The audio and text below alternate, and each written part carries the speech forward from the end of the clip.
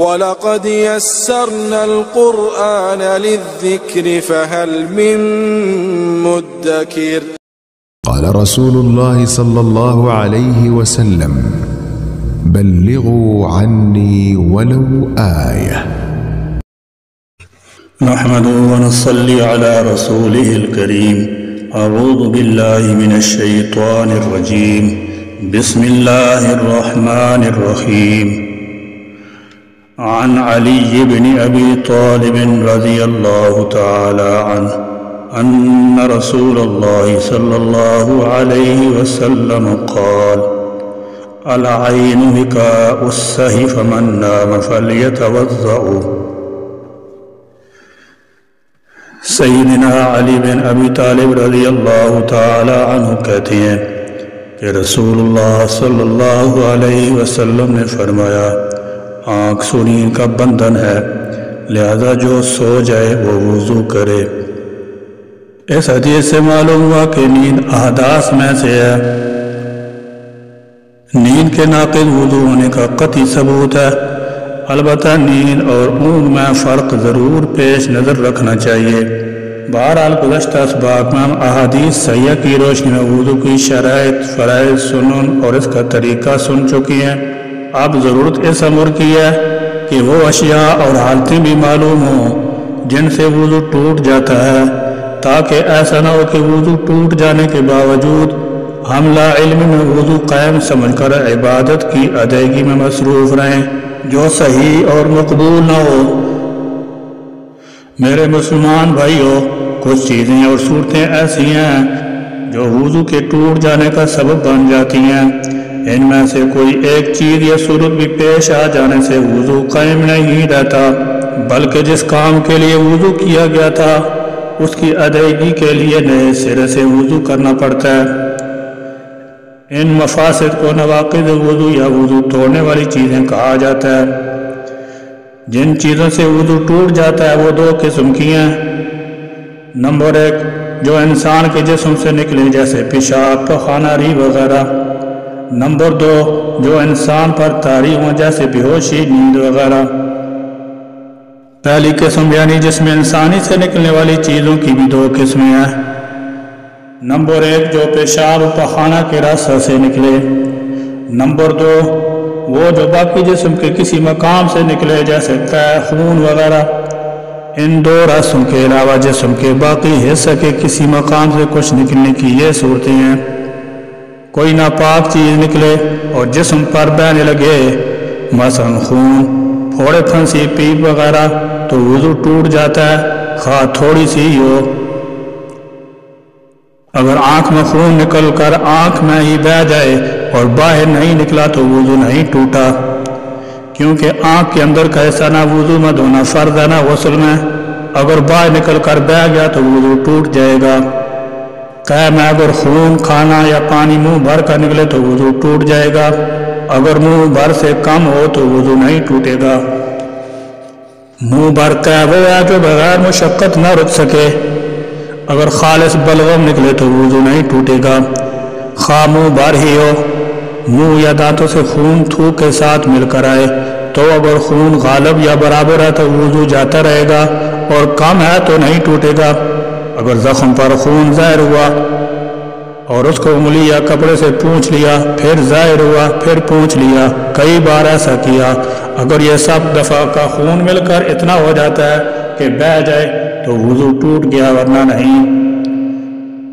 اگر آنکھ نہ دکھتی ہو، نہ اس میں کھٹک ہوتی ہو، اور محض نزلہ کی وجہ سے یا یوں ہی پانی بہے یا آنسو نکل آئے تو وضو نہیں ٹوٹے گا۔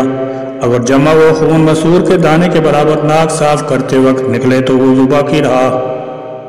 وضو توڑنے والی دوسری قسم کی چیزیں یعنی جو انسان پر طاری ہوتی ہے، اس کی یہ صورتیں ہیں: نیند، جس نیند کی وجہ سے انسان اپنے اعضاء پر قدرت برقرار نہ رکھ سکے، اس کی وجہ سے وضو ٹوٹ جاتا ہے۔ لہذا اگر کوئی شخص پہلو پر یا ایک کولے پر یا چہرے کے بل یا چت لیٹ کر سو جائے یا کسی ایسی چیز سے ٹیک لگا کر سو جائے کہ اگر اس چیز کو ہٹایا جائے تو وہ گر جائے تو اس کا وضو ٹوٹ جاتا ہے۔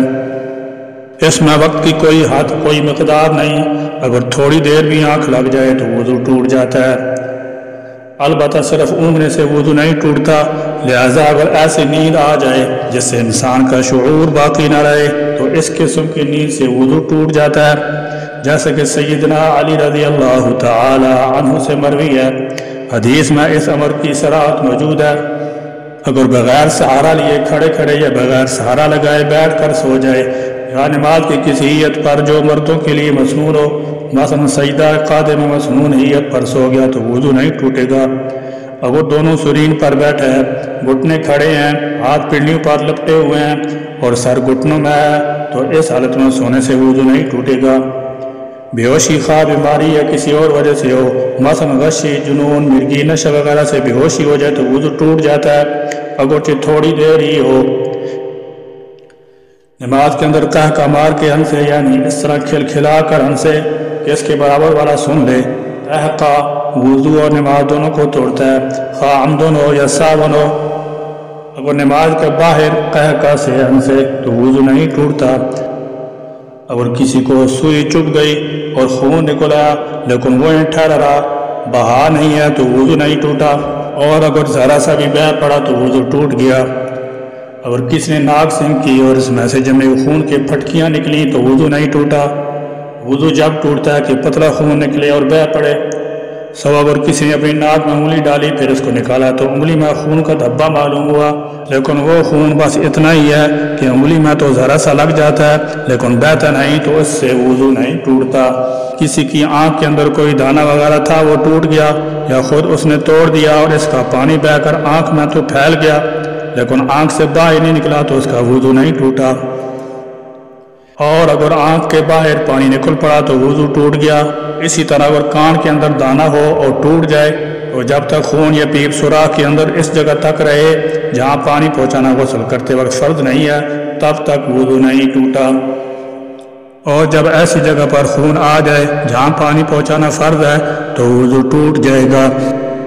کسی نے اپنے پھوڑے پھنسی یا چھالے کے اوپر کا چھلکا نوچ ڈالا اور اس کے نیچے سے خون یا پیپ دکھائی دینے لگا لیکن وہ خون پیپ اپنی جگہ پر ٹھہرا رہا، کسی طرف سے نکل کے بہا نہیں تو وضو نہیں ٹوٹا، اور جو بہہ پڑا تو وضو ٹوٹ گیا۔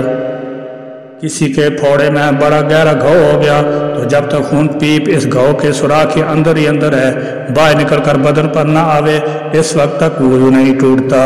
اگر پھوڑے پھنسی کا خون اپنے آپ سے نہیں نکلا بلکہ دبانے سے نکالا گیا ہے تب وضو ٹوٹ جائے گا جبکہ وہ خون بہہ جائے۔ کسی کی تھوک میں خون معلوم ہوا تو اگر تھوک میں خون بہت کم ہے اور تھوک کا رنگ سفیدی یا زردی میل ہے تو وضو نہیں گیا، اور اگر خون زیادہ ہے یا برابر ہے، رنگ سرخی میل ہے تو وضو ٹوٹ گیا۔